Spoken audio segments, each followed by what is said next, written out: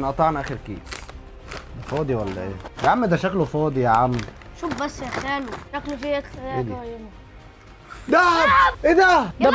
ده نبيعه بقى ونكسب فلوس كتيرة. انتوا بتهزروا يا جدعان؟ انتوا حاطين دهب؟ طبعا يا جدعان احنا اللي حاطين الدهب، مش اي حد يحط له دهب في البوز وتصدقوه. اصل انا يعني انا كصاحب الشركه هبيع مثلا منتج ب 30 جنيه، هحط لك حاجه فيه مثلا تساوي 15 20 جنيه، انا مش هحط ديت اخسر فيها، يعني مش هخسر في المنتج، مفيش حد عاقل هيعمل كده، فما تصدقوش اي حاجه بتشوفوها.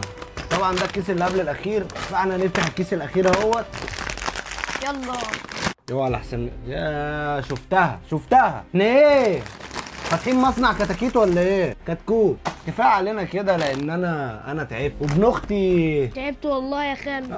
قضينا حاطين لنا كتاكيت. مين اليوم الكتاكيت دلوقتي؟ ليه فاتح معلفه عبد وناجي للدواجن؟ يلا يا عم الفيديو خلص كده، نبقى خلصنا فيديو النهارده. تنسوش تعملوا لايك وشير للفيديو عشان الفيديو التاني هنفتح الكرتونه التانيه. سلام.